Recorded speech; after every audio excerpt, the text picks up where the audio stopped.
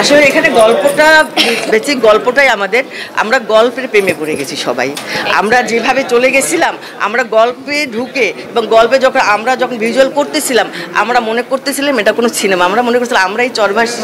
এখানে হলো আমাদের চরের মেহনতি মানুষের, বিশেষ করে জেলে সম্প্রদায় যে তাদের জীবন যুদ্ধ, তাদের জীবন যেভাবে ধারায় চলছে এবং তারা যে প্রকৃতির সাথে কিভাবে যুদ্ধ করছে, প্রকৃতির সাথে যুদ্ধ করছে, সমাজের সাথে যুদ্ধ করছে, মানে কিভাবে তাদের জীবনযাপন হচ্ছে এই সিনেমা আমরা সে মেসেজটাই দিতে যাচ্ছি।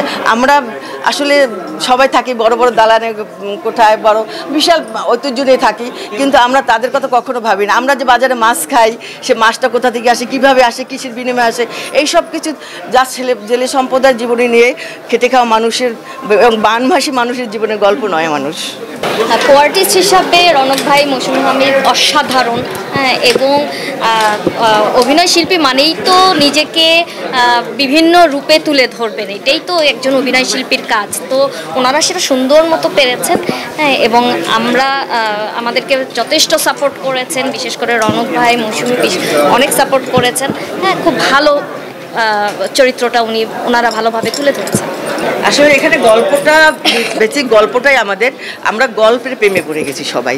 আমরা যেভাবে চলে গেছিলাম আমরা গল্পে ঢুকে এবং গল্পে যখন ভিজুয়াল করতেছিলাম আমরা মনে করতেছিলাম এটা কোনো সিনেমা, আমরা মনে করছিলাম আমরাই চরের আমরা ওখানে স্থায়ী মানুষ, আমরা বানভাসী মানুষ, আমরা ওদের সাথে মিশে গেছিলাম। কে আর্টিস্ট, কে ওখানটা স্থানীয় কেউ বলতে পারে না। আমরা সত্যিকারের ওদের সাথে একদম মিশে গেছি। এখনও ওদেরকে মনে পড়ে, ওদের সব কিছু এতটা মানে কি বলবো, ওদের এত ভালোবাসা, ওদের ভিতরে এত বড় মন, ওখানে কেউ না গেলে এবং আমাদের মতো এরকম এক মাস দেড় মাস না থাকলে কেউ বুঝতে পারবে না যে ওদের ভালোবাসা আসলে।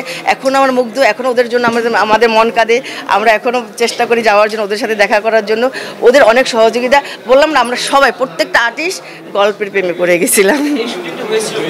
এটা হলো গিয়ে চাঁদপুরে মতলব কানুদির চর। জার্নিটা এক ভাষায় বলবো খুব কঠিন। আর মানে এরকম সিনেমার যাত্রা, মানে কি বলবো, আমি যাত্রা বলবো না অভিযাত্রা বলবো, এটা বুঝতে পারতেছি না। তবে নয় মানুষ অসাধারণ একটা সিনেমা। এখানে আমাদের প্রথম শুরু থেকে যে আমাদের জার্নিটা, আমাদেরকে ইতিহাস, বিশাল এক ইতিহাস, এটা বলে শেষ করা যাবে না। কিন্তু সর্বশেষ নয় মানুষ আমাদের কাছে যেভাবে তৈরি হয়েছে এবং আমাদের সাথে যেভাবে আমাদের সামনে প্রেজেন্ট হয়েছে, আসলে এটা আমাদের স্বপ্ন ছিল এবং আমাদের আশা ছিল যে কিছুর বিনিময় বাধা বিঘ্ন পেরিয়ে আমরা ঠিক একদিন নয়া মানুষ আমাদের শহরে আমরা ঘুরে বেড়াবো নয়া মানুষ হয়ে। এবং এটা একটা আমাদের চিত্রাং ঘূর্ণিঝড় যখন হয়, সেই ঘূর্ণিঝড়ের মধ্যে আমরা শুটিং করি। আমাদের সেট ভেঙে গিয়েছিল। মানে আমরা খুব আতঙ্কে ছিলাম কি হবে না হবে, আমরা আর্টিস্টরা। তো সব কিছু ঠিকঠাক মতো হয়েছে। একটা ঐতিহাসিক জার্নি আমরা করেছি। এই সিনেমাটা অবশেষে সফল হতে যাচ্ছে, এটাই আনন্দ। আর একটা ছোট্ট ঘটনা, যেদিন চিত্রাংটা হচ্ছে আমরা সবাই কিন্তু জানি যে আমাদের এরকম বড় ধরনের একটা ঝড় আসবে।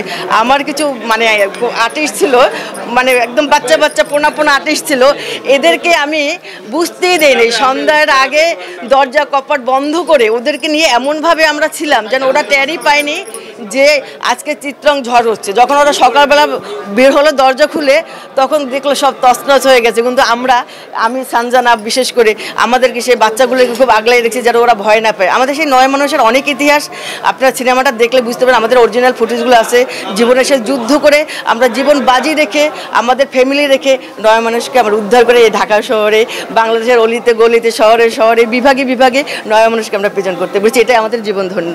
এই সিনেমা আসলে কোন চিত্রটা আপনারা আঁকতে চেয়েছেন কিংবা দর্শকদের আসলে কোন ব্যাপারটি দেখাতে চেয়েছেন?